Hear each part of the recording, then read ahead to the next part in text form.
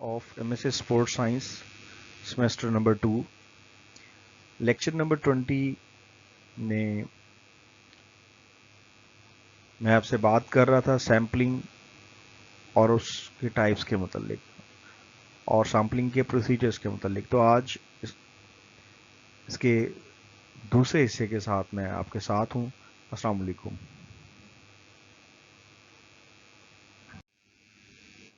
जी, तो सैम्पलिंग की दो बड़ी मेन अकसाम होती हैं। एक होती है प्रोबेबिलिटी सैम्पलिंग और दूसरी होती है नॉन प्रोबेबिलिटी सैम्पलिंग। जैसे कि नाम से जाहिर है, प्रोबेबिलिटी सैंपल किसे कहते हैं? ऐसा सैंपल जो जिसमें हम पॉपुलेशन में से रैंडमली सैंपल को लेते हैं। यानी जब पॉपुलेशन में से आप रैंडमली सैंपल को सिलेक्ट करते हैं तो वो प्रोबेबिलिटी सैंपलिंग में आता है। तो बुनियादी तौर पर इसका मकसद होता है कि वाइडर पॉपुलेशन जो है उसके मुतालिक कोई जनरलाइजेशंस वगैरह की जा सकें। तो अगर हम स्टैटिस्टिक्स के हवाले से देखें तो इसकी वजह से हम टू टेल टेस्ट और डिफरेंट और स्टैटिस्टिकल एनालिसिस जो कि क्वांटिटेटिव डाटा से मुतल्लिक होते हैं वो हम कर सकते हैं। मज़ीद ये है कि प्रोबेबिलिटी सैम्पलिंग जो है वो रैंडमाइज्ड कंट्रोल ट्रायल्स के लिए बड़ी सूटेबल समझी जाती है। दूसरे नंबर पर आता है नॉन प्रोबेबिलिटी सैंपल्स। तो ये सैम्पलिंग की ऐसी टेक्निक है जिसमें बुनियादी तौर पर हम वाइडर पॉपुलेशन के लिए कुछ रिजल्ट्स नहीं ले रहे होते। इसमें कोई मखसूस ग्रुप या कोई मखसूस क्लास या मखसूस सेक्शन जिसके मुतालिक हम कुछ जनरलाइजेशंस कर रहे होते हैं। तो ये जो क्लास होगी इसका ताल्लुक किसी छोटे से टीचर्स के ग्रुप से भी हो सकता है, किसी पर्टिकुलर एग्जामिनेशन से मुतल्लिक हो सकता है। तो ये इतनी वाइडर पॉपुलेशन को नहीं लेता। तो मेन डिफरेंस इनमें दोनों में ये है कि उधर वाइडर पॉपुलेशन ली जाती है, बल्कि जबकि नॉन प्रोबेबिलिटी में जो पॉपुलेशन है वो इतनी वाइडर नहीं होती। तो अगर हम छोटा सा कंपैरिजन लें प्रोबेबिलिटी और नॉन प्रोबेबिलिटी सैंपल्स के दरमियान, तो हम ये कह सकते हैं कि जो प्रोबेबिलिटी सैंपल्स होते हैं उनमें बायसनेस के चांसेस कम होते हैं। यानी इंसान का जो रिसर्चर है उसका अपना झुकाव किसी जानिब निस्बतन कम होता है। जबकि जो नॉन प्रोबेबिलिटी सैंपलिंग होती है इसमें जो सिचुएशन है थोड़ी सी डिफरेंट होती है। ये छोटे सैंपल के लिए लगता है और इस पर जब हम टेस्ट अप्लाई करते हैं तो वन टेल टेस्ट होता है। इसका जब हम ग्राफ ड्रा करते हैं तो उसके अंदर स्क्यूनेस होती है, या दूसरे अल्फाज में यूँ कह लें कि इसमें कुछ बायसनेस अपेयर होती है जब आप नॉन प्रोबेबिलिटी सैंपलिंग लेते हैं। बहरहाल इन दोनों में जो प्रोबेबिलिटी सैंपल है वो निस्बतन ज़्यादा रिलायबल है, लेकिन बहरहाल कंप्लीटली बायस फ्री उसे आप नहीं कह सकते। जैसे कि इसकी एग्जांपल आगे है कि जब ओपिनियन किसी की ली जाए, राय ली जाए, तो ओपिनियन पोल करवाया जाए, तो ऐसी सूरत में जो उसका एरर फैक्टर कैलकुलेट किया गया है वो ±0.3% है। यानी जो आप ओपिनियन ले लें तो उसमें चांसेस ये हैं कि 3% कम या ज़्यादा राय के इजहार में फ़र्क हो सकता है। यानी जो इसमें एरर है वो ±3% तक हो सकता है। आइए हम देखते हैं कि प्रोबेबिलिटी सैंपल्स की टाइप्स क्या हैं। तो इसमें पहले आता है simple random sample, number 2 systematic samples, number 3 stratified samples, number 4 cluster samples, number 5 stage samples और नंबर 6 पे है जी मल्टी फेज सैंपल्स। तो ये जितने भी 6 हमने सैंपल्स या सैंपलिंग टेक्निक्स देखी हैं इन सब में रैंडमनेस होगी और इसी वजह से हम इनको बेहतर अंदाज में इनके जो रिजल्ट्स हैं उनको जनरलाइज कर सकते हैं। सिंपल रैंडम सैंपलिंग بالکل ایسے ہے جیسے آپ کوئی ڈرا کرتے ہیں، پرچی ڈالتے ہیں، مختلف آپ نے پرچیاں ڈالی ہوئی ہیں اور ان میں سے آپ پرچی چن لیتے ہیں، پہلے ایک پرچی نکال لیتے ہیں، پھر دوسری، پھر تیسری، تو وہ پورے کا پورا جو باکس ہے یا باسکٹ ہے اس میں آپ پہلے سے پرچیاں بنا کے کافی ساری ڈال لیتے ہیں اور پھر رینڈملی ان میں سے کچھ سلیکٹ کرتے جاتے ہیں. تو سمپل رینڈم سیمپلنگ جو ہے اس کی کچھ خصوصیات ہیں. پہلی یہ ہے کہ each member of population under study has an equal chance of being selected, کہ اس میں جتنی پاپولیشن ہوگی اس میں سے تمام لوگوں کے سلیکشن کے چانسز ایکول ہیں، کسی کی بھی باری آ سکتی ہے. نمبر 2، ہر سلیکشن ایک دوسرے سے انڈیپینڈنٹلی ڈفرینٹ ہے، انٹائرلی ڈفرینٹ ہے. یعنی ایسا نہ ہوگا کہ ایک پرچی آپ نے اٹھائی ہے اس پر 2 نمبر ہے تو ضروری نہیں کہ اگلا ایون نمبر 4 ہی ہے یا اگلا 6 ہی ہے، کوئی ضروری نہیں ہے. کوئی بھی نیکسٹ نمبر، کوئی بھی نیکسٹ نیم جو ہے وہ آ سکتا ہے. تو اس میں امپورٹنٹ یہ ہے کہ پوری کی پوری جو پاپولیشن کی لسٹ ہے وہ آپ کے پاس ہونی چاہیے. اس کو پہلے آپ ترتیب لگائیں گے، اس کے بعد ان میں سے رینڈملی سلیکٹ کر لیں گے. تو لسٹ ضروری ہے. تو اس کے علاوہ آپ ڈرا کے طریقے سے بھی کر سکتے ہیں. اور یہاں 5 نمبر پہ دیکھیں کیا ہے، by using the table of random numbers, کہ رینڈم نمبرس کی ٹیبل کو استعمال کر کے بھی آپ اس قسم کی سیمپلنگ کو کمپلیٹ کر سکتے ہیں.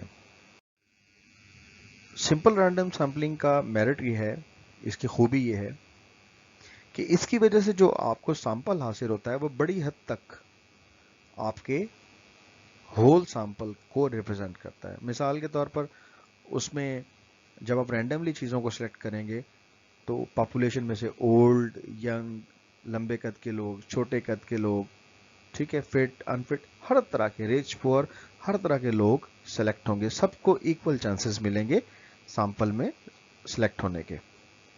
اس قسم کی سیمپلنگ میں ایک لمیٹیشن ہے اور وہ یہ ہے کہ پاپولیشن کی پوری لسٹ بعض اوقات اویلیبل نہیں ہوتی. تو اگر پوری لسٹ اویلیبل نہیں ہے تو پھر آپ کو، یعنی ٹوٹل پاپولیشن اگر آپ کو نہیں پتا تو ایسی صورت میں جو سمپل رینڈم سیمپلنگ ہے وہ اس قدر معیاری نہیں رہتی. سسٹمیٹک سیمپلنگ میں آپ یہ کہہ سکتے ہیں کہ یہ سمپل رینڈم سیمپلنگ کی ایک ایڈوانس شکل ہے، یہ ایک ماڈیفائڈ شکل ہے.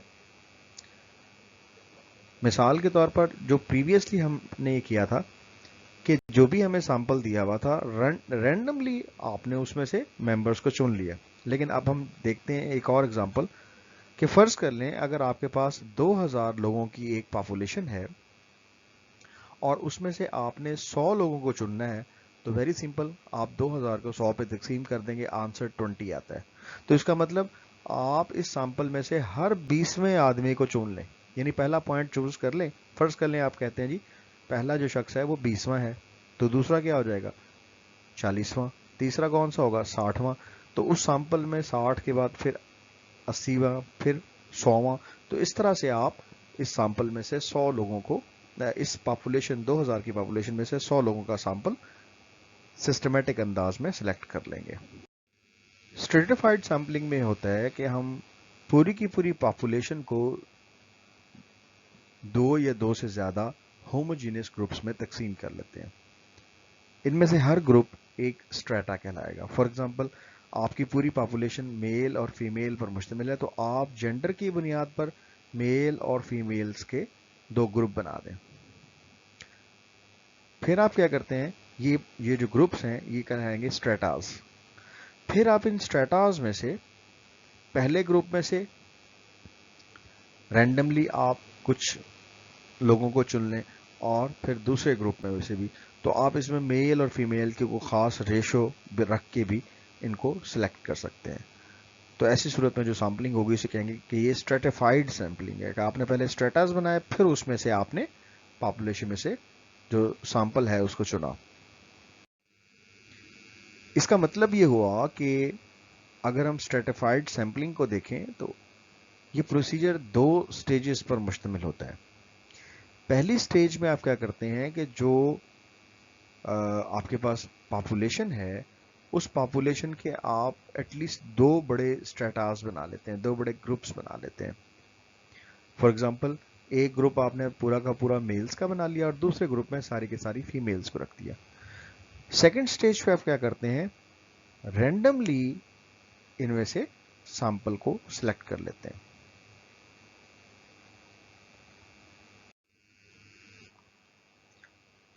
बाज़ औक़ात इस सूरत में सैंपल बड़ा हो जाता है, क्योंकि ऊपर दी गई मिसाल में आपने क्या किया, आपने स्ट्रेटास बनाए, 2 स्ट्रेटास, एक मेल का और फीमेल का। अब हो सकता है कि अगर जेंडर बेस्ड बना रहे हैं तो एक मेल का हो, एक फीमेल का, और तीसरा सेक्शन जो है वो हो ट्रांसजेंडर्स का। हो सकता है कि वो जो फीमेल्स का सेक्शन है उसमें कुछ फीमेल्स का ताल्लुक शहरी इलाके से हो, कुछ का देहाती इलाके से, इसी तरह कुछ मेल का ताल्लुक शहरी इलाके से हो, कुछ देहाती। तो आप देखें कि स्ट्रेटास की तादाद बढ़ जाएगी। जब अगर स्ट्रेटास बढ़ते हैं तो ऐसी सूरत में जो सैंपल है वो थोड़ा लार्ज भी हो सकता है, और हमें ये इसलिए करना पड़ता है ताकि जो जो पॉपुलेशन है उसकी ट्रू रिप्रेजेंटेशन हो जाए। तो लिहाजा हम जो स्ट्रेटिफाइड सैम्पलिंग है उसको उसके मतलब कह सकते हैं कि ये इंतहाई यूजफुल ब्लेंड है रैंडमाइजेशन का एंड कैटेगराइजेशन का, यानी चीज़ों की हम कैटेगरीज भी बनाते हैं और फिर उनमें से रैंडमली सैंपल को सेलेक्ट भी करते हैं। तो बुनियादी तौर पर ये जो सैम्पलिंग का अंदाज है ये क्वालिटेटिव और क्वांटिटेटिव दोनों किस्म की रिसर्च के लिए बड़ा हेल्पफुल होता है। क्लस्टर सैम्पलिंग में क्या है, जब पॉपुलेशन बहुत बड़ी हो और डिस्पर्स्ड भी हो तो सैंपल लेना सिंपल रैंडम मेथड से बाज़ का थोड़ा मुश्किल हो जाता है। तो ऐसी सूरत में क्लस्टर्स बना दिए जाते हैं। मिसाल के तौर पर मैं कहता हूं कि जनूबी पंजाब के तमाम स्कूलों का एक क्लस्टर है। तो क्लस्टर की सूरत में क्या होगा, जनूबी पंजाब के स्कूलों में, मतलब देखें जनूबी पंजाब क्या है, उसमें मुल्तान, बहावलपुर, रहीम यार खान, मुजफ्फरगढ़, तो डेरा गाजी खान, इन तमाम स्कूलों को मिलाकर एक क्लस्टर बना दिया जाएगा। इसी तरह ये है कि अगर आपने तमाम स्टूडेंट्स की फिटनेस लेवल को देखना है तो किसी बड़ी कम्युनिटी की फिटनेस लेवल को तमाम को मुल्क में, पूरे मुल्क के अक्रॉस चेक करना ज़रा मुश्किल हो जाता है। तो इसलिए इसको प्रैक्टिकल बनाने के लिए क्या करते हैं, हम कुछ क्लस्टर्स बना लेते हैं और उन क्लस्टर्स के अंदर जो स्टूडेंट्स हैं उनकी फिटनेस को चेक किया जा सकता है।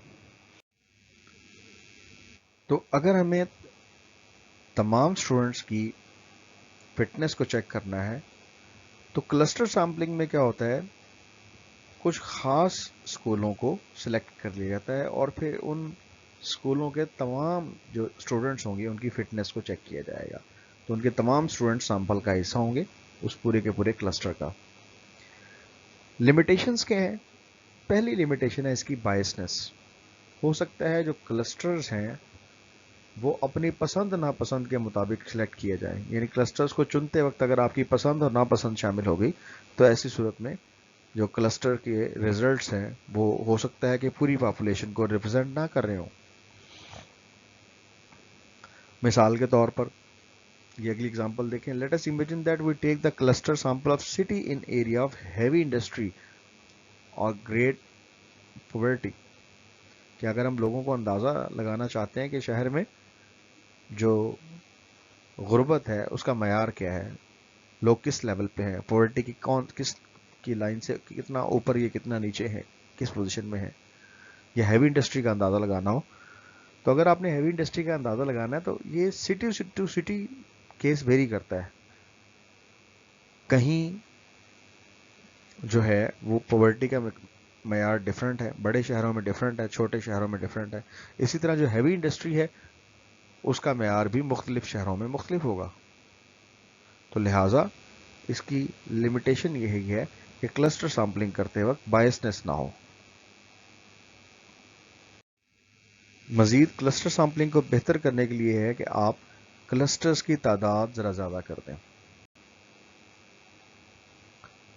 तो क्लस्टर सैंपल्स के इस्तेमाल का जहाँ तक ताल्लुक है, ये स्मॉल स्केल पर जब आपने रिसर्च करनी होती है तो वहाँ पर زیادہ سوٹیبل ہیں.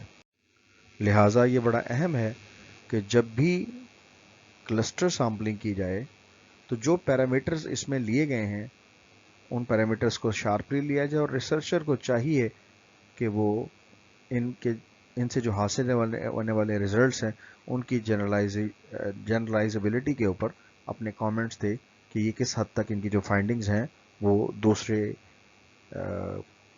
پاپولیشن پر کس حد تک وہ اپلیکیبل ہوں گی. تو تمام اس کی لمیٹیشنز وغیرہ بھی ساتھ بتائیں گے.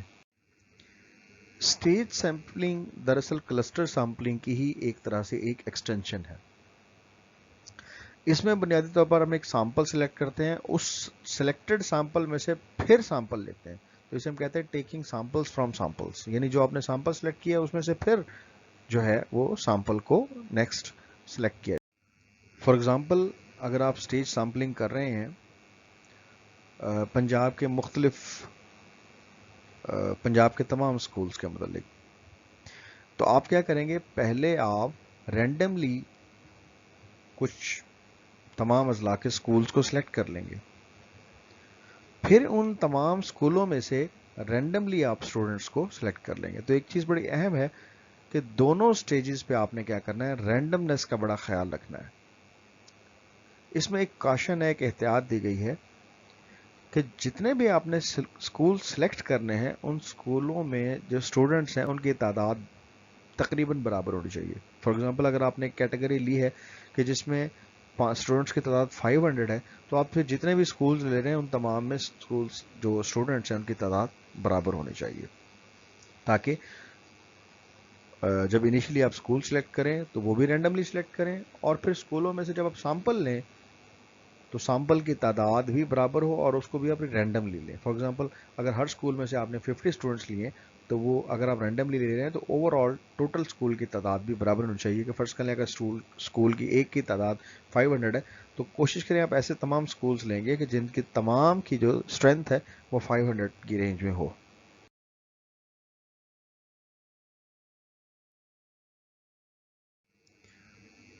ملٹی فیز سیمپلنگ میں ہمیں سیمپل سلیکٹ کرنا پڑتا ہے مختلف فیزز میں. مثال کے طور پر پہلے فیز میں ہم باؤنڈ کر دیتے ہیں کہ جی کسی خاص ریجن میں سے، کیا آپ فرض کر لیں صوبہ پنجاب جو ہے وہ اس کے ریجنز بنا دیں، 4 ریجن بنا دیا آپ نے. آپ نے ہر ریجن میں سے پہلے کچھ اداروں کو چوز کر لیا. دوسرے نمبر پر یعنی ریجنل بیسس پہ، یعنی جغرافی کی بنیاد پر آپ پہلے سٹیج پر لے لیں. دوسرے نمبر پر فرض کر لیں آپ اکنامک کرائٹیریا کے بہاف اکنامک کرائٹیریا رکھ لیتے ہیں کہ اسکول کے جو بجٹس ہیں، کتنے بجٹ والے جو اسکولس ہیں آپ نے اس میں شامل کرنے ہیں. تیسرا آپ ایسا کوئی فیز رکھ سکتے ہیں جس میں فرض کر لیں آپ کوئی پولیٹیکل کرائٹیریا رکھ لیتے ہیں کہ پولیٹیکلی جو وہ اسٹوڈنٹس ہیں وہ کس ایریا سے لیے گئے ہیں، ان کا تعلق کس پولیٹیکل پارٹی سے ہے. تو یہاں پر ایک بات بڑی اہم ہے اور بڑی کلیئر ہے کہ جو تینوں فیزز ہوں گے، 3 یا 4 یا اس سے کچھ زیادہ فیزز ہوں گے، ہر فیز کے اوپر پاپولیشن چینج ہوتی چلی جائے گی. انیشلی پاپولیشن ہوگی اس میں سے سیمپل لیں گے، پھر مزید پاپولیشن ہوگی اس میں سیمپل لیں گے.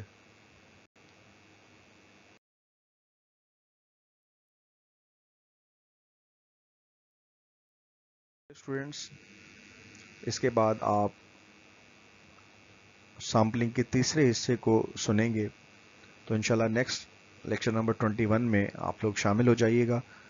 تو اس میں میں کوشش کروں گا آپ کے کانسیپٹس کو مزید کلیئر کیا جائے.